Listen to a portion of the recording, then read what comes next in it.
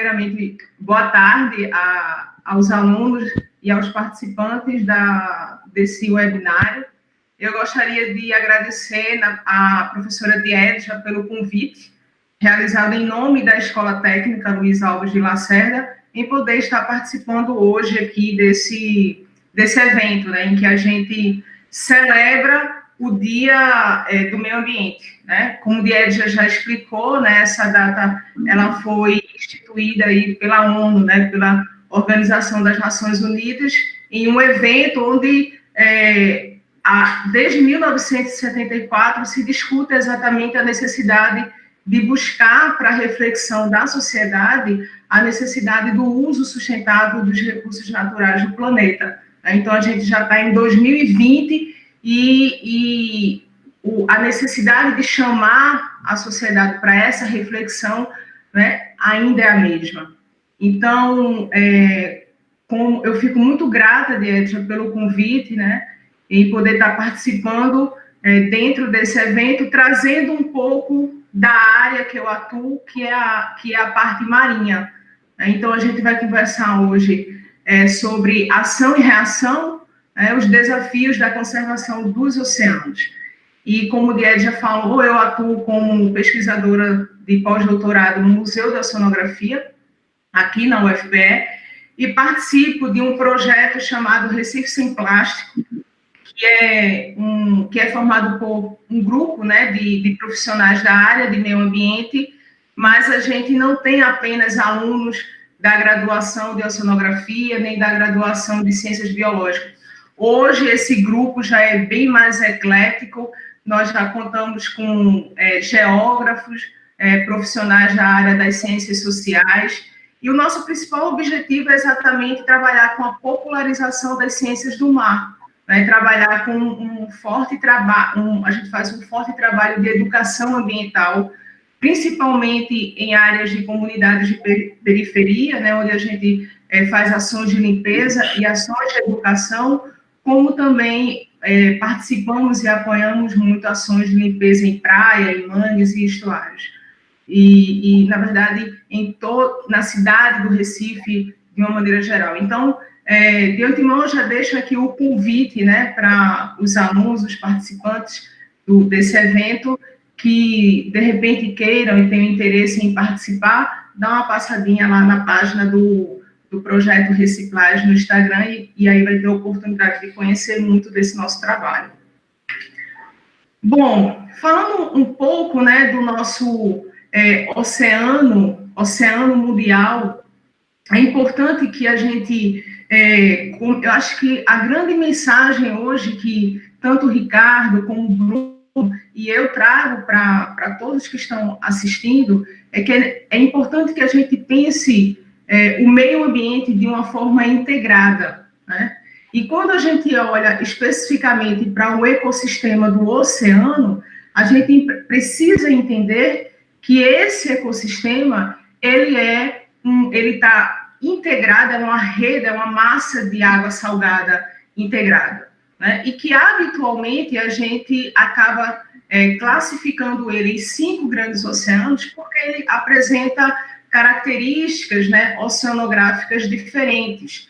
Então, didaticamente, a gente tem o Oceano Ártico, né, o Oceano Atlântico, que está aparecendo aqui na animação para vocês, o Oceano Pacífico, o Oceano Índico, e aqui a gente tem o Oceano Antártico, que é muitas vezes chamado da parcela sul do Oceano Atlântico, parcela sul do Oceano Pacífico e parcela sul do Oceano Índico.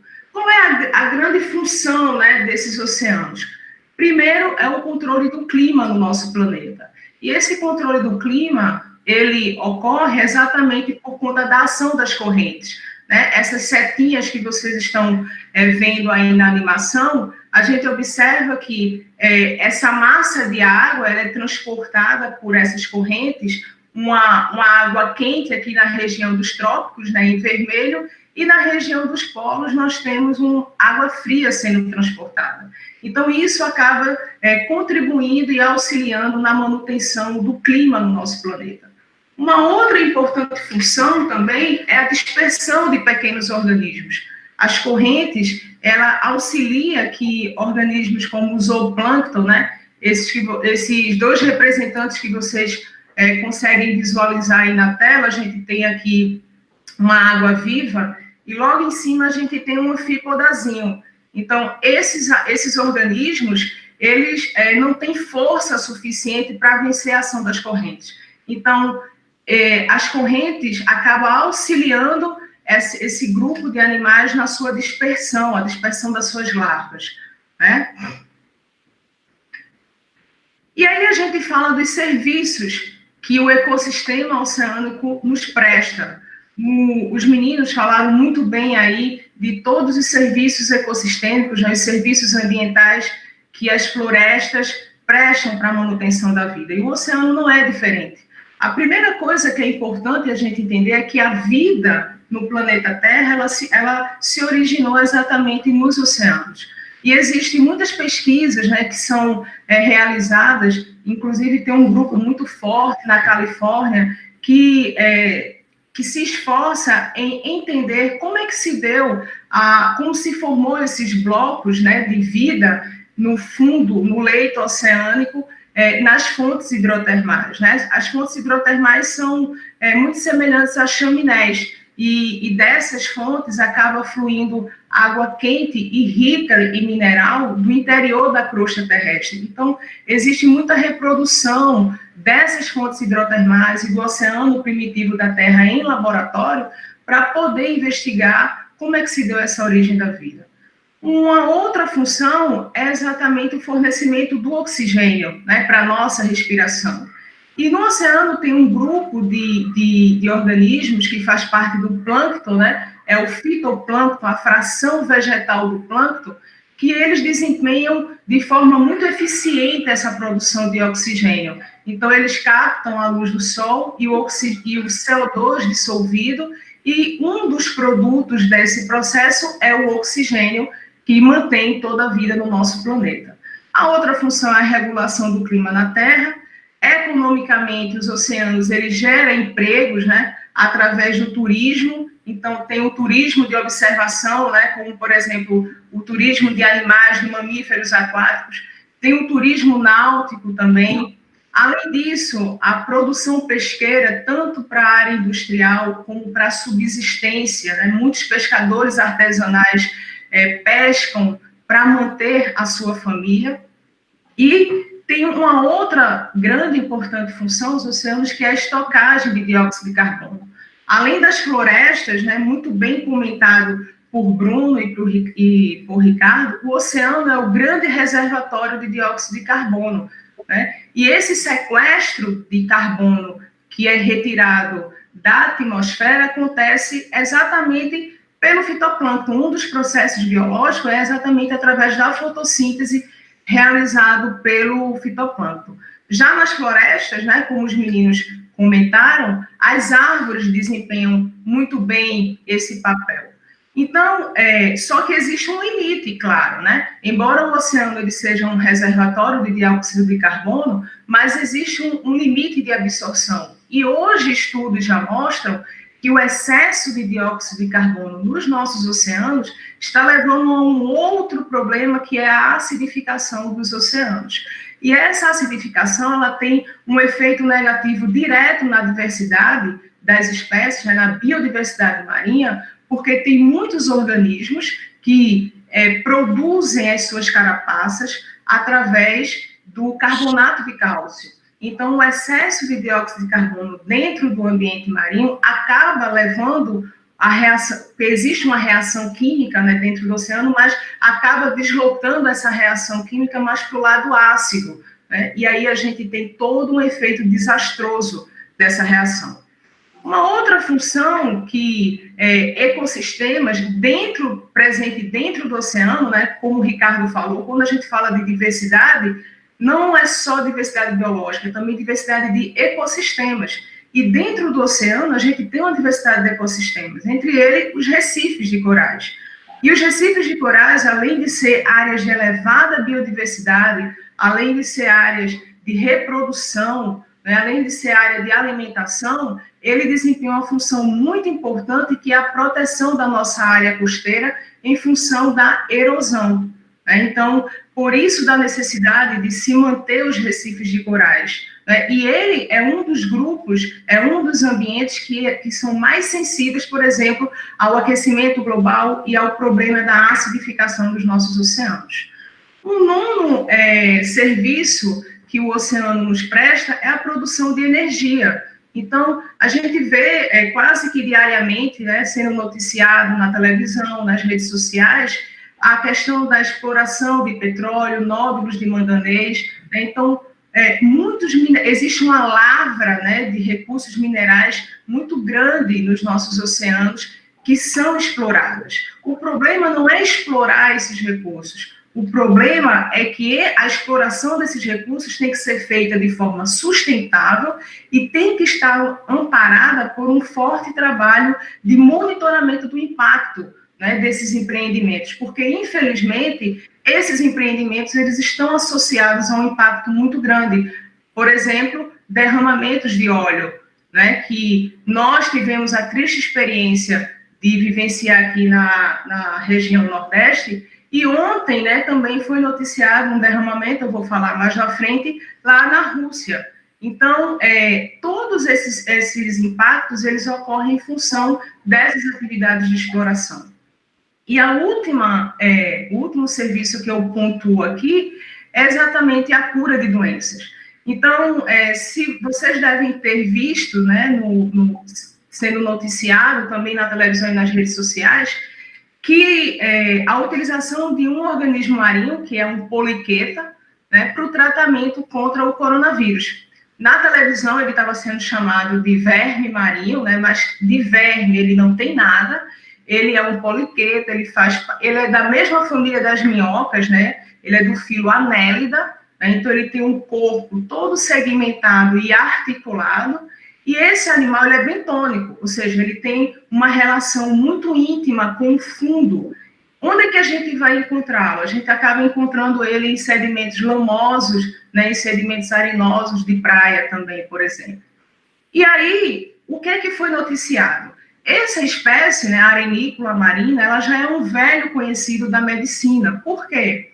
Porque a hemoglobina dessa espécie ela transporta oxigênio 40 vezes mais do pulmão para os tecidos do que a nossa hemoglobina humana. Além disso, essa hemoglobina dessa espécie ela não está contida dentro de células sanguíneas. Então, não tem nenhum problema de incompatibilidade, né? Você não vai ter nenhuma resposta imunológica negativa, nem vai ter nenhuma reação alérgica, uma vez que essa molécula seja introduzida. E foi isso que foi feito, né, na França. Na verdade, iriam-se começar esses testes, né, em Paris, em 2 hospitais em Paris, onde 10 pacientes graves seria utilizado a molécula, que é nada mais, nada menos do que a hemoglobina da arenícula marina, para que essa molécula auxiliasse a respiração desses pacientes graves. Seria um respirador molecular, né? Simplificando. E isso ia acabar aliviando as UTIs e resolvendo o problema, né, que é essa superlotação e a necessidade da utilização dos respiradores mecânicos. Então, a gente vê que o quanto de serviço, né, o oceano nos presta, as espécies marinhas que ali ocorrem, a diversidade marinha que ali ocorre e que são estudadas, podendo ser utilizada em diversas áreas, né? E por isso essa necessidade da gente poder compreender a função, os serviços e a importância que todo esse ambiente, na sua integralidade, presta à sobrevivência e à manutenção da vida no nosso planeta. Bom, embora seja um ambiente que nos forneça tantos benefícios, também é um ambiente que sofre grandes ameaças. E aí eu pontuei 4 impactos, né, que são importantes sobre esse ecossistema. Um é a sobrepesca. Então, nós temos esgotado metodicamente os peixes nos oceanos. E qual é a alternativa para tentar resolver esse problema? Exatamente a criação das áreas marinhas protegidas. né, as zonas de regeneração de peixe. Ricardo falou a criação das unidades de conservação. Um dos grandes objetivos da criação dessas áreas é exatamente recuperação da biodiversidade, manutenção da biodiversidade, recuperação de estoques de peixe. Um outro segundo impacto é a poluição. E aí eu destaquei 3 subimpactos, dentro da poluição. Nós temos a poluição plástica, e essa nós acompanhamos diariamente nas redes sociais. Temos o derramamento de óleo, como eu falei para vocês, nós experimentamos esse desastre recentemente, e ontem foi noticiado, no Círculo Ártico, um derramamento de diesel. E lá na Rússia, eles acabaram declarando estado de emergência. A empresa identificou o derramamento 2 dias atrás, mas só veio notificar o governo muito tardiamente, o que acabou chateando muito o presidente, o Putin lá. Enquanto aqui no nosso Brasil, por exemplo, o nosso governo ele precisou de 50 dias para poder tomar uma ação diante do nosso desastre. Lá na Rússia, dentro de 2 dias, o governo foi acionado e já está tendo as medidas de remediação desse impacto. Um outro problema são os esgotos, e aí isso é diário, o lançamento de esgotos sem tratamento nos nossos rios, alcançando os nossos estuários e, consequentemente, desaguando nos nossos mares. Isso é um problema diário, das grandes cidades, das grandes capitais, principalmente. O aquecimento global, e aí foi pontuado muito bem pelos meninos que 2 fatores contribuem para o aumento do CO2 na atmosfera. Um são as queimadas, As queimadas na floresta amazônica, por exemplo, acabam contribuindo muito. A outra é a queima dos combustíveis fósseis. Então, tudo isso acaba aumentando o nível, a concentração de CO2 na atmosfera. Um outro problema, e como eu já comentei, é a questão da acidificação dos oceanos. Então, o que a gente vê é que tudo funciona de uma forma conectada, O aumento de CO2 na atmosfera, esse aumento de concentração acaba forçando tanto os oceanos como as florestas a sequestrarem esse carbono, só que o excesso, por exemplo, desse gás no ambiente marinho vai levar à consequência negativa da acidificação e que vai ter uma outra consequência negativa, que é na construção da carapaça de muitos organismos marinhos. Tá? Bom, eu destaco aqui para vocês 2 eventos, que é exatamente o derramamento de óleo, que aconteceu aqui no Nordeste, e esse, minha gente, já foi considerado o mais extenso acidente ambiental nas regiões costeiras tropicais. Nós sabemos que esse acidente ele teve início, os registros, no fim de agosto, início de setembro de 2019, foram mais de 3.000 quilômetros de litoral afetado, mais de 950 praias também afetadas, além de outros ecossistemas costeiros, como estuários, baías, manguezais, recifes de corais. Todos esses ecossistemas eles são considerados, de acordo com as cartas de sensibilidade ao óleo, que é a carta SAL, como ambientes altamente sensíveis, altamente vulneráveis. Eles estão classificados num nível crítico bem alto, de sensibilidade. Então, essa foi a nossa realidade. E o que a gente sabe hoje? Qual é a resposta? Ainda está sendo investigada. O impacto da presença desse óleo precisa ser investigado, ser monitorado tanto a curto, a médio e a longo prazo, porque a gente não sabe ainda como que a natureza vai responder. A fonte de contaminação ainda não se sabe. Enquanto lá na Rússia eles já sabem qual foi a empresa que causou o derramamento do óleo diesel, aqui no nosso país a gente não sabe a fonte de contaminação, os responsáveis ainda não foram identificados para serem penalizados, mas existem várias hipóteses que tentam explicar esse derramamento. E uma das hipóteses é que o lançamento desse óleo ocorreu a offshore, né, ou seja, bem distante da nossa área costeira, e que esse despejo, ele pode ter acontecido, essa descarga, ou de forma intencional, ou ela foi liberada de forma acidental. O que é que a gente sabe? Que quem fez o trabalho inicial de remoção foi a população, foi os voluntários, foram os coletivos ambientais, os grupos ambientais, né? Posteriormente, e pressionado, o governo, tanto estadual como o governo federal, entrou, mas dando uma resposta muito tardia, né, a esse evento. E milhares de toneladas de óleo, eles foram removidos, mas ainda existe muito desse óleo nos sedimentos, né, porque eles afundaram. E aí, qual é o problema disso? O problema é que, diante de uma chuva, diante da ação de marés, esse contaminante ele fica sendo disponibilizado quase que constantemente na coluna d'água, né? E os organismos que estão nessa coluna d'água acabam sendo expostos de forma constante a essa contaminação. Além desse impacto, né, que a gente já relatou, nós também temos o impacto do derrame em áreas extremamente importantes, como foi na APA Costa dos Corais. A APA Costa dos Corais, ela é a maior unidade de conservação federal marinha costeira. Ela fica exatamente entre o litoral sul de Pernambuco e o litoral norte da Alagoas, né, entre Tamandaré e Maceió. E ela é uma APA de uso sustentável, né, ou seja, dentro dessa APA você tem o uso direto, como a pesca, e você tem o uso indireto, como a pesquisa, o turismo, mas tudo sendo feito de maneira muito sustentável, né? E também nós temos o nosso Parque Nacional de Abrolhos, que também foi afetado pelo derramamento de óleo, né? E o grande problema, né, a grande preocupação na época é que Abrolhos, né, através de um decreto nacional, ele foi transformado em parque, e essa área ela comporta a maior biodiversidade marinha do Brasil e do Atlântico Sul, né?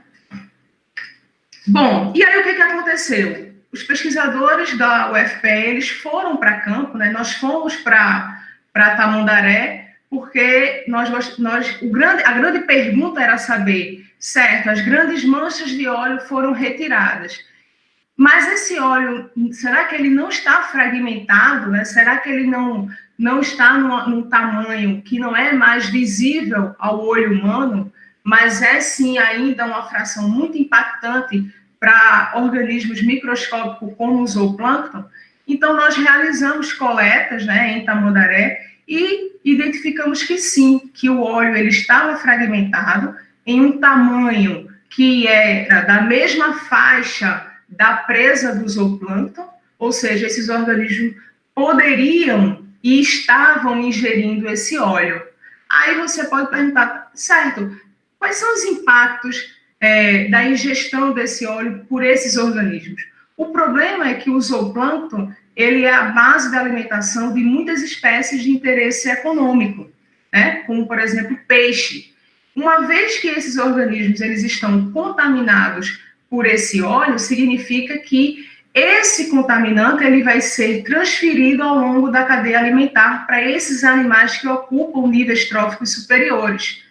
E o efeito tóxico desse contaminante ele é biomagnificado ao longo da cadeia alimentar. Além disso, tem um outro problema.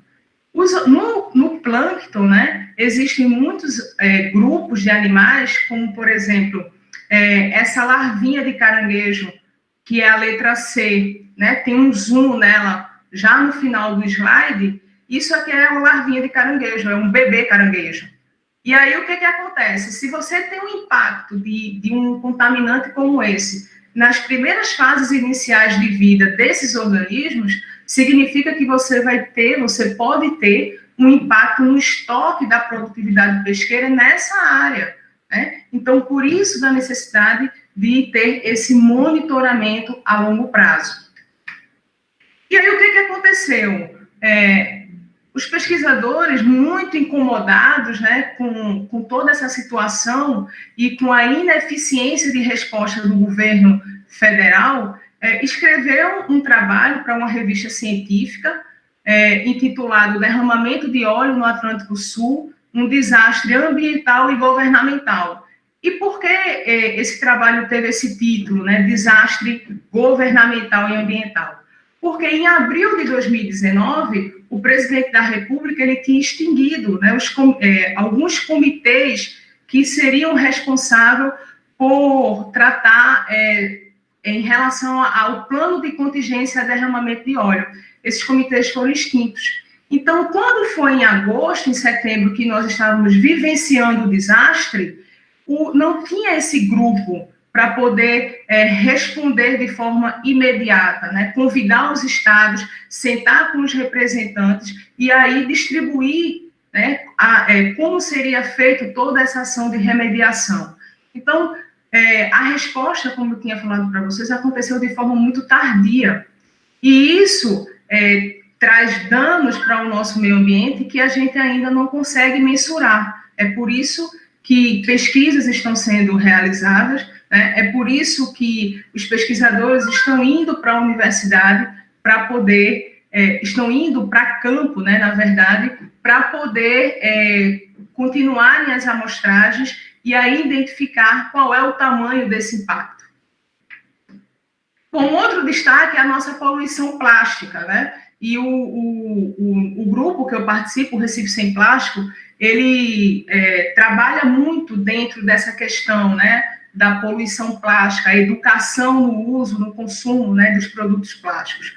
Isso por quê? Porque sabe-se em 2016, né, que saiu uma informação que o Brasil era o quarto maior gerador de resíduos plásticos do mundo, ficando atrás apenas da Índia, né, que ocupa a terceira posição, a China e dos Estados Unidos. E aí, o que acontece? Acontece que esse aumento, né, esse aumento da poluição plástica, ela ocorre por conta de um crescimento acelerado na produção de plástico. Então, em 2030, estima-se aí 550 milhões de toneladas deve chegar, né, ao mundo. Ou seja, se a gente pensar em termos de volume, é quase que 40% superior ao nível atual. Em 2012, a gente já teve aí cerca de 4,8 a 12,7 milhões de toneladas de plástico entrando nos oceanos. E quando a gente olha para esse gráfico, a gente observa que a produção de plástico em 2010, né, de plástico virgem, ela equivale a tudo que foi produzido de 1950 até o ano de 2000. E o pior é que a indústria do petróleo, ela investiu 180 bilhões de dólares para aumentar essa produção em 40% nos próximos 10 anos. Mas qual é o grande problema disso? O problema é que 90% de todo esse plástico ele não é reciclado. E são plásticos de uso de ciclo rápido, né? Ou seja, canudos, copos descartáveis, talheres, pratos descartáveis. Então, como não tem uma reciclagem, e a gente também, infelizmente, tem um sistema de gestão de resíduos sólidos que não é muito eficiente, para onde é que vai tudo isso?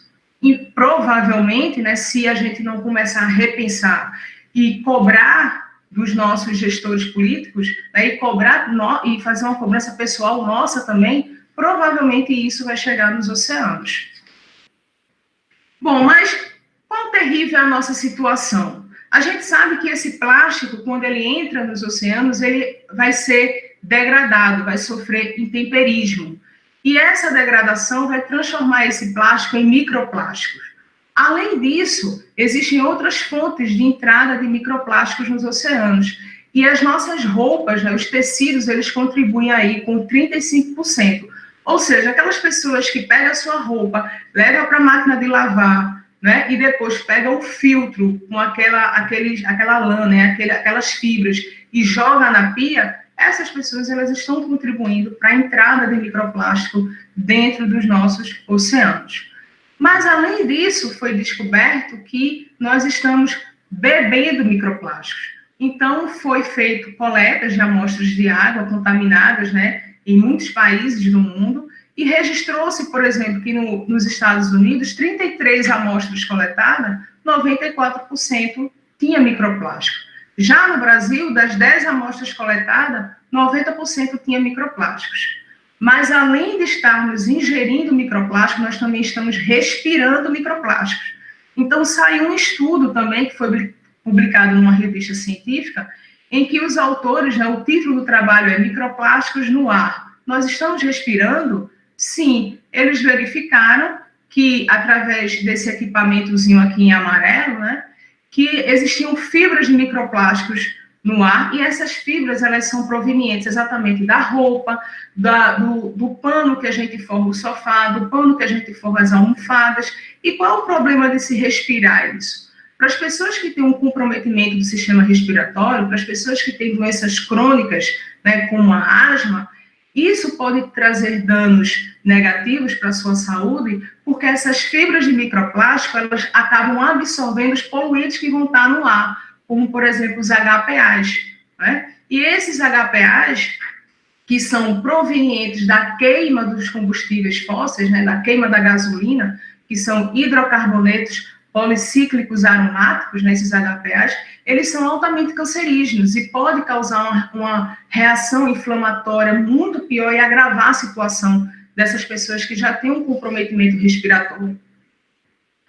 Bom, e o que a gente precisa fazer para mudar? A gente está desde 1974, né, lá em Estocolmo, a ONU, organizando conferências para buscar a sociedade para essa reflexão da necessidade de mudança de atitude, da necessidade de se repensar os seus hábitos.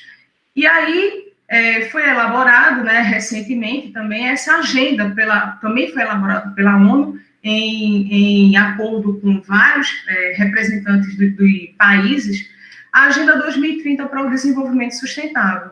E o grande objetivo dessa agenda é combater a pobreza, mas 17 objetivos foram listados, e dentro desses objetivos tem metas a serem atingidas. Eu destaquei aqui o objetivo número 12, que é o consumo e produção responsável. E dentro desse objetivo eu destaco a meta 12.5, que ela diz que até 2030 nós precisamos reduzir substancialmente a geração de resíduos por meio da prevenção, da redução, da reciclagem e do reuso. E a meta 12.6, ela diz a necessidade de incentivar as grandes empresas em adotar práticas sustentáveis, né, e integrar informações de sustentabilidade ao seu ciclo. E a meta 12.8, que é garantir às pessoas, a todas as pessoas do mundo, informação relevante e conscientização para o desenvolvimento sustentável e estilos de vida em harmonia. Uma outra meta que eu destaco um outro objetivo que eu destaco é a vida na água. E dentro desse objetivo eu destaquei a meta 14.1, que diz que até 2025 nós precisamos prevenir e reduzir significativamente a poluição marinha de todos os tipos, né? Especialmente aquelas advindas de atividade terrestre, incluindo detritos marinhos, e aí tem os plásticos, né? E a poluição por nutrientes, que aí nós temos o lançamento dos esgotos sem tratamento.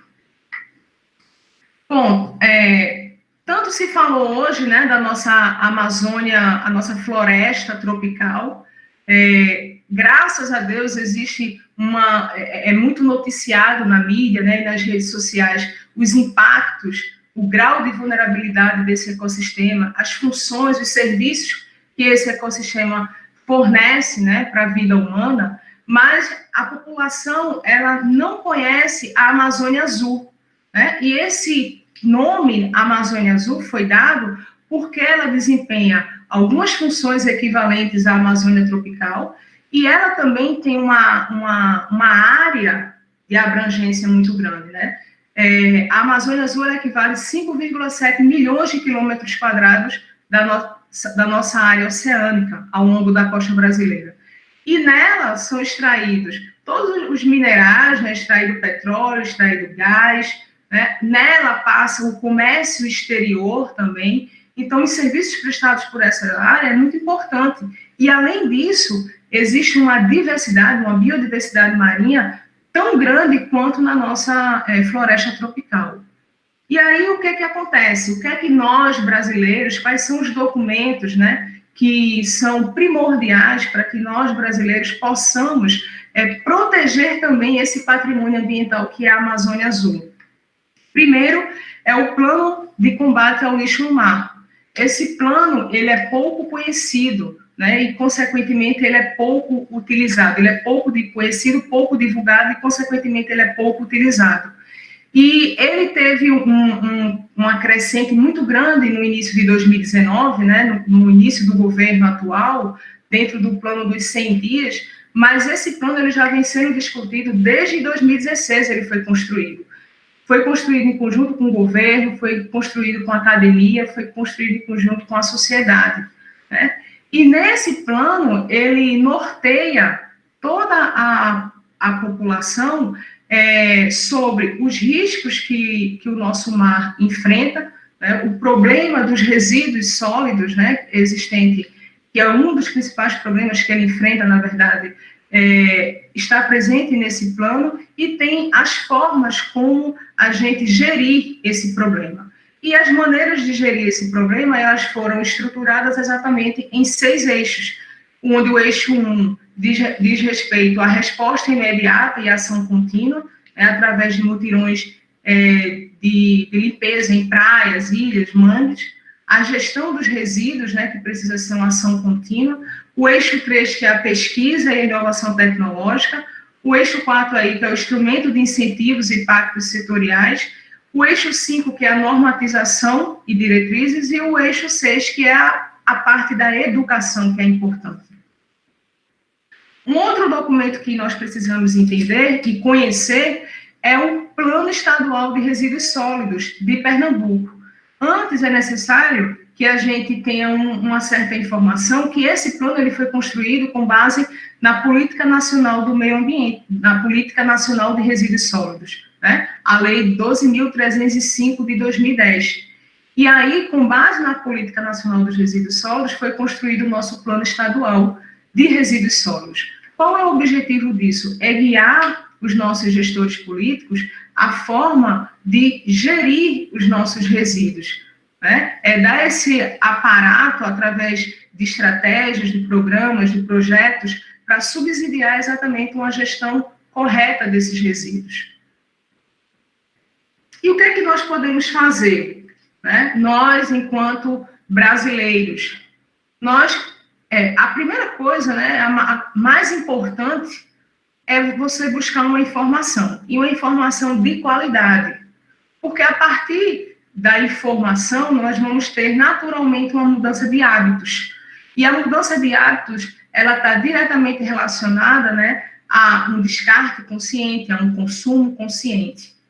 Uma outra coisa que é importante é o envolvimento, e esse envolvimento você pode começar dentro da sua escola mesmo. Você não precisa participar de um coletivo, né, nem de um grupo de meio ambiente, nem você precisa ser biólogo, nem você precisa estar dentro da universidade. Não. Na sua escola, você pode, em conjunto com seus colegas, cobrar ações dos professores, cobrar ação da diretoria, da coordenação dessa escola, né, para mudar algumas pequenas atitudes, que começa desde a cantina, por exemplo, quando é oferecido a vocês o canudo para tomar o refrigerante, o copo descartável, o prato descartável, o talher descartável, a substituição desses produtos já é um passo importante, né? Além disso, tornar a escola um ponto de coleta de óleo, um ponto de coleta de pilha, né? Isso aí são algumas ações que a gente pode ir fazendo e que vai ter um efeito positivo muito importante, né, nessa necessidade que nós temos hoje de manter os serviços dos nossos ecossistemas, seja ele o ecossistema aquático, seja ele o ecossistema terrestre. Então, eu vou terminando aqui, eu me desculpo se eu falei muito, né, se eu acabei ultrapassando o tempo. Eu agradeço mais uma vez o convite realizado pela Escola Técnica e eu espero ter contribuído aí no dia de hoje, onde a gente comemora o dia, né, do meio ambiente. Então, muito obrigada.